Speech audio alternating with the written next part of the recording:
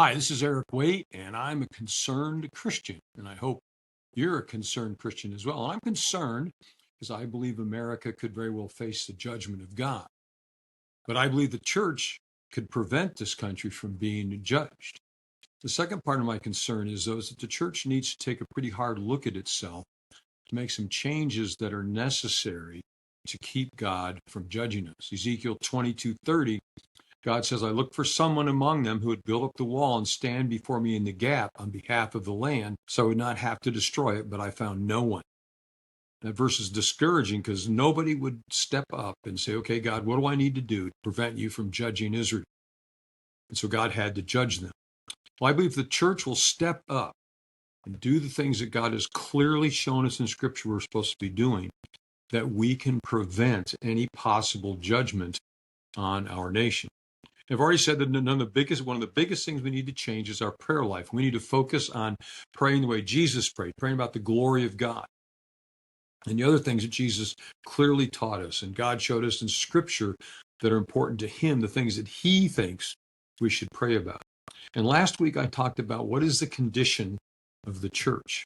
And I've said all along that I believe that we are largely unaware of how much we have become like our culture, and we're unaware of the danger that God might judge us. Now, I'm going to talk about at the very end of my podcast what I think are, I believe, the 3 or 4 biggest reasons God might judge us. But before that, I want to talk about what the church can do to get on the road to being the body of Christ that can stand in that gap and build up that wall so God doesn't have to judge our country.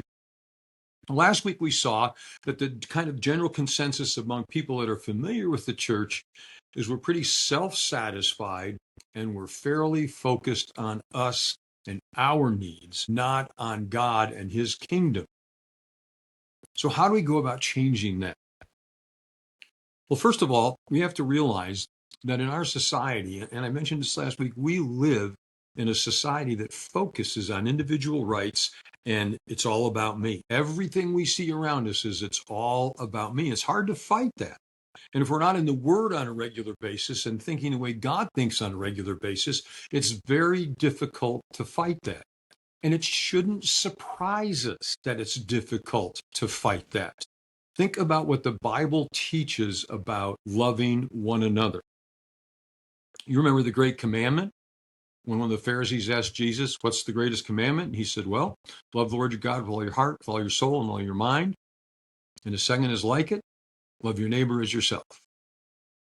Now, early in my Christian ministry, I heard Christian counselors that would say that loving your neighbor as yourself means you've got to love yourself before you can love others. And until you love yourself, until you have a good self-image, you can't love other people. I can remember thinking that is so ridiculous. It's absolutely insane. It totally flips around what Jesus is saying. But yet many Christians bought into that idea that I have to have my self-image and myself, I have to have a good view of myself before I can actually love other people. And so Christian leaders were telling us it's okay to focus on yourself. Well, Jesus is not telling us that at all. Now, there's a very interesting thing about that command. Number one, the first part of it, love the Lord your God with all your heart, with all your soul, with all your mind, with all your strength. Nobody can do that, can they? It's impossible. That means every second of every hour of every day, you're loving God with everything in your being. And then when Jesus says the second is like it, love your neighbor as yourself. If the first one is really, in fact, it's impossible, and the second one is like it, Jesus is telling us that this is very hard. And I remember when it hit me that if I were to love all of you as much as I love myself, and you were to love me as much as you love yourself, this would be a really great world to live in. But the truth of the matter is, we do a very poor job of loving other people as much as we love ourselves. And it's rampantly evident in the church. I remember when I first moved to Ogallala, Nebraska, the reason I moved there was I was taking over a church of a bunch of people that had left another church in the community for various and sundry reasons. Within the first year or two of my being there, three other Bible believing churches, churches that preached the gospel, that believed the word of God was infallible, inspired, had big problems, and people were leaving them and going to other churches. So some of them came to our church. So I knew about it. And I can remember when I read John 17, Jesus's prayer, right before he went to the cross, and ran across verses 20 to 23, where Jesus said, "My prayer is not for them alone. I pray also for those who will believe in me through their message, that all of them may be one, Father, just as you are in me and I am in you. May they also be in us, so the world may believe that you have sent me." It hit me like a ton of bricks. The thing that Jesus prayed for the church is unity. The same kind of unity that exists between God and Jesus. They're on the same page, pursuing the same goal, doing whatever it takes to accomplish that purpose. And it's that unity that the local church is supposed to have that proves that Jesus came from God. And I remember when it hit me, I thought, okay, so when we don't get along in the local church, when churches split and blow up, we're telling the community that Jesus didn't come from God. I thought, man, I don't want to be a person that's going to tell people that Jesus didn't come from God. So what do I have to do to maintain unity? The text goes on and it says, I've given them the glory that you gave me, that they may be one as we are one. I and them and you and me, may they be brought to complete unity. Then the world will know that you have loved me.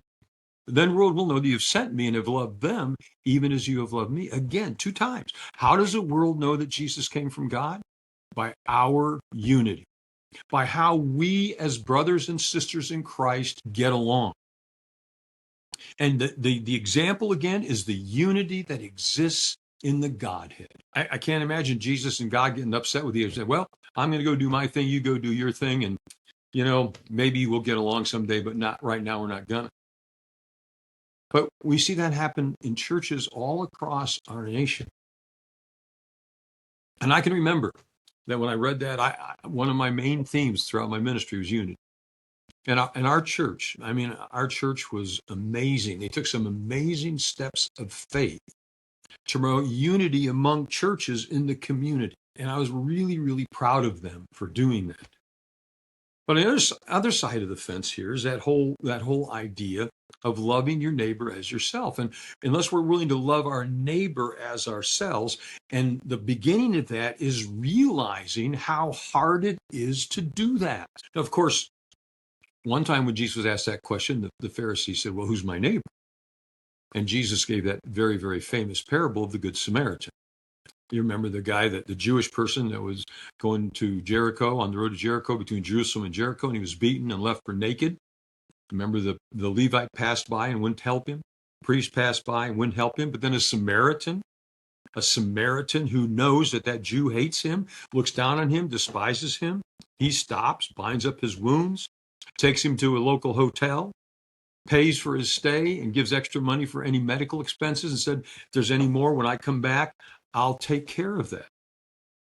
And you see, as I thought about that, I thought, I'm pretty sure that the average Christian in America, they've heard that story enough, I'm pretty sure they would do what that Samaritan did.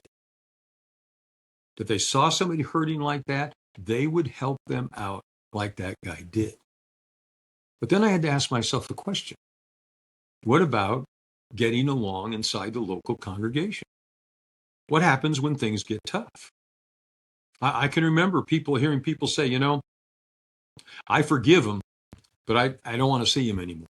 Well, that's not forgiveness, is it? No, it's not forgiveness at all.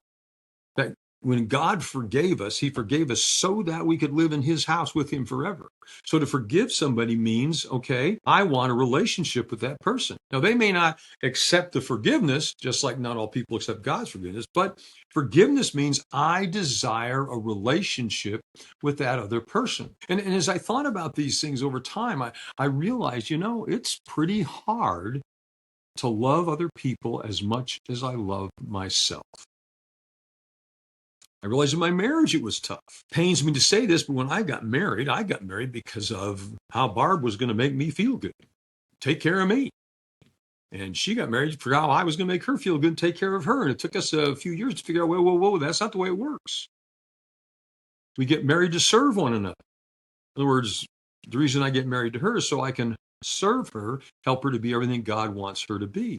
And she gets married to me so she can serve me and help me be everything God wants me to be. And you see, it took me a while to figure that out. And I realized as I looked around that in the church, that was just kind of foreign thinking. And as I did counseling over the years, I realized how much that was foreign thinking. Well, anyway, as the years went on, as I reflected more and more on that truth, love your neighbor as yourself, to love others as much as I love myself, I realized more and more and more how poorly of a job the church in America was doing that. In Galatians chapter 6, it says to do good to all men, but especially to those who are the household of faith. So yeah, we're supposed to be a good Samaritan and help out that stranger that's hurting.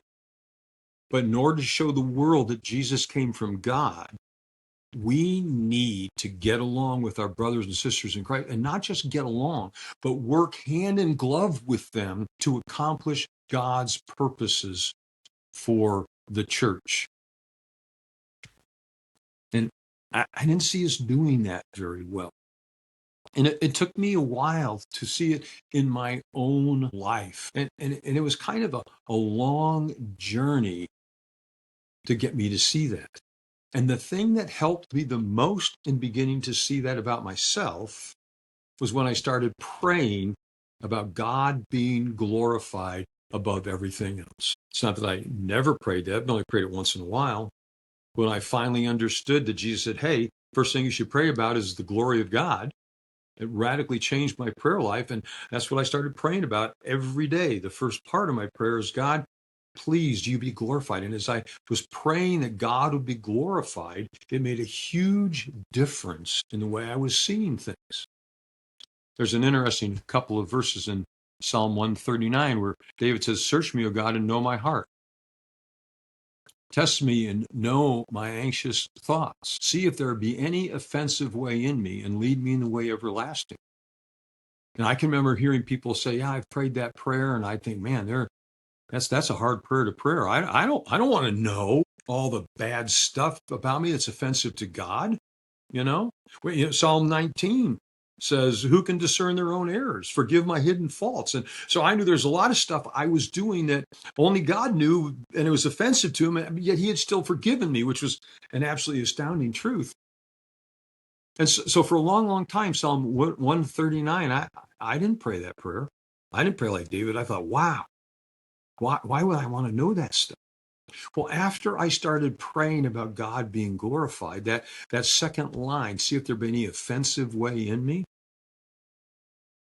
really hit me. And I thought, God, I don't want to offend you. I don't want to offend you.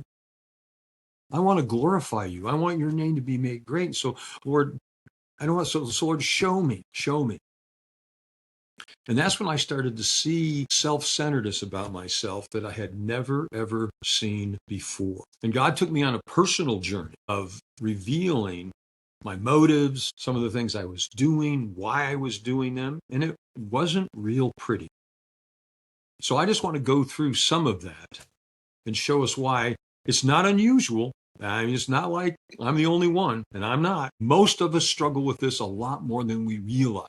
And so it's my prayer that all of us would pray, say, Lord, search me and know my heart. Search me and test me and know my anxious thoughts, and see if there be any offensive way in me, and lead me in the way everlasting. In other words, Lord, show me how much I need to love my neighbor as myself. Thanks for listening. And once again, if you think this is valuable, if it's helped you at all, and you would be interested in recommending to somebody, I'm looking to raise up men and women who will pray that God would be glorified in his church, that will think about Exodus 32 and Numbers 14, where God decided not to judge a nation because Moses understood how important the glory of God was. Thanks for your time. Have a great day. Bye.